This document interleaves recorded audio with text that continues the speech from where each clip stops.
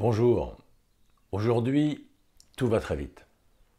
On va même, des fois, on a l'impression de marcher sur la tête parce que le monde va à un rythme de folie. On ne sait pas bien où on va, on a oublié d'où on vient. Et ce qui est sûr, c'est qu'on y va, mais à toute vitesse. Peut-être que c'est contre un mur, on ne sait pas. Mais en tous les cas, on y va parce qu'on ne prend pas le temps de s'arrêter, de respirer, de vivre. Alors ça, c'est pour la société en général, mais pour vous, individuellement, c'est exactement pareil, voire même c'est pire. Vous n'avez pas le temps de respirer, vous n'avez pas le temps de vous promener, vous rentrez chez vous, vous vous dépêchez si vous avez des enfants de vous occuper d'eux, et puis le lendemain matin, vous démarrez très tôt parce qu'il faut faire pareil pour mettre toute la petite famille en route, et ensuite vous arrivez au bureau et il y a une tonne de trucs qui s'amoncellent sur vous. Waouh, c'est lourd tout ça. Ça devient au bout d'un moment parfois très pénible, et on finit par en perdre finalement le sens du travail bien fait. On n'a pas le temps de se préparer, on n'a pas le temps de débriefer, on fait ce qu'on peut en mode panique, en mode survie, et on fait les choses un peu dans le désordre, on boit la tasse un coup sur deux. Non, c'est pas possible. Il y a toujours une nouvelle priorité, il y a toujours un nouveau truc. Vous avez des to-do list à rallonge qui ne sont pas finies le soir, et le lendemain, elles se rallongent encore plus. Donc le truc augmente, augmente, augmente, augmente, et puis vous finissez par saturer, par avoir une charge mentale considérable, par vivre de la fatigue qui devient parfois de la fatigue chronique. Et alors maintenant, si jamais il y a une contrariété, si jamais il y a un empêchement, si jamais vous êtes dans des difficultés, si jamais vous avez des déceptions, et bien là, vous risquez, et c'est peut-être votre cas, de sombrer progressivement dans une sorte de déprime. Vous êtes dans un corner, vous êtes tout bloqué, tout coincé, et puis qu'est-ce qui va se passer? Ben, rien du tout de bien si vous ne prenez pas les choses en main. Si vous ne prenez pas le taureau par les cornes pour dire il faut que ça cesse, l'environnement ne va pas cesser. La seule chose qui peut changer, c'est vous. Alors on va regarder comment vous pouvez changer. Si vous ne changez rien, il ne faut pas vous étonner que rien ne change. Si vous voulez que la situation extérieure change, vous devez changer quelque chose à l'intérieur. Votre matière première, ce sur quoi vous pouvez avoir la main, ce sur quoi vous pouvez travailler, c'est vous-même.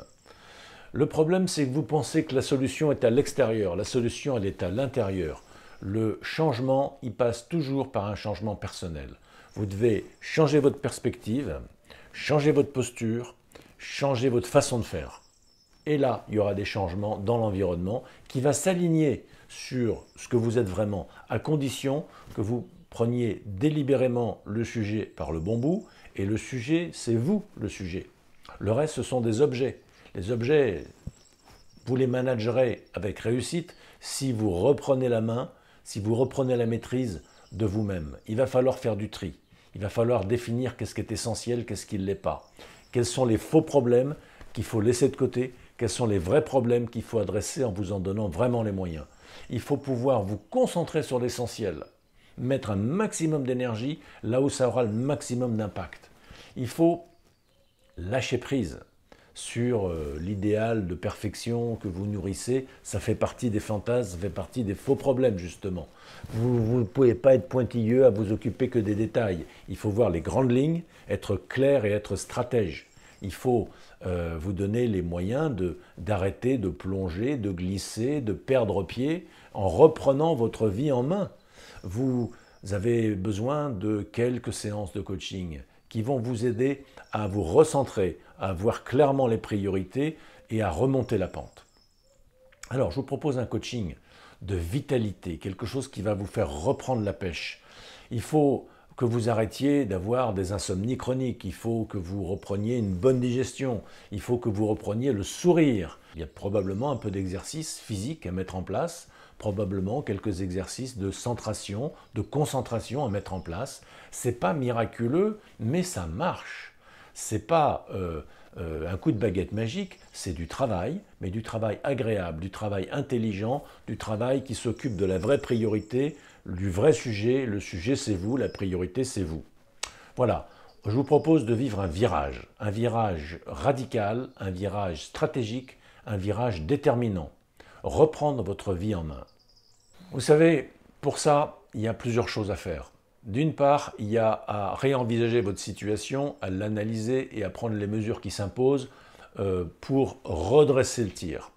Ensuite, il y a probablement à s'occuper de votre hygiène personnelle. Vous vous êtes oublié. Il faut arrêter de faire passer tout le monde avant vous-même. Il faut savoir dire non, et il faut à ce qui est secondaire pour pouvoir dire oui à ce qui est essentiel. Vous devez vous consacrer plus de soins. Vous devez honorer qui vous êtes. Vous devez réaliser vos rêves. Pour ça, il faut prendre le temps de rêver. On va mettre en place, si vous le voulez, quelques pratiques énergétiques qui vont remonter votre niveau de vitalité. Et puis, on va aussi travailler sur vous recentrer pour pouvoir vous rendre beaucoup plus serein, beaucoup plus lucide et beaucoup plus tranquille. Voilà. Il n'y a pas besoin de beaucoup de séances. Par contre, les séances ne vont pas faire le boulot à votre place. On va travailler sur vous-même. Et on va travailler sur effectivement quelques pratiques, mais vous allez les pratiquer tout seul. Je vais vous inviter à le faire, je vais vous expliquer comment ça marche. Je vais vous le faire faire un peu avec vous si vous voulez au début. Mais en même temps, tout ça, ça ne marche que si vous l'inscrivez comme une routine dans votre quotidien sur la durée. Il faut méditer peu, mais tous les jours. Il faut pratiquer un peu d'exercice tous les jours. Ça ne sert à rien de ne pas faire de sport de toute la semaine et de faire 2 heures de footing ou de vélo le week-end. C'est comme ça que vous vous faites du mal. Vous vous videz, vous vous faites du mal à vos muscles, à vos tendons, vous épuisez vos réserves d'énergie, vous fatiguez votre cœur, alors qu'il faut pratiquer un petit peu tout le temps, tous les jours. Bon, on en reparlera. À bientôt.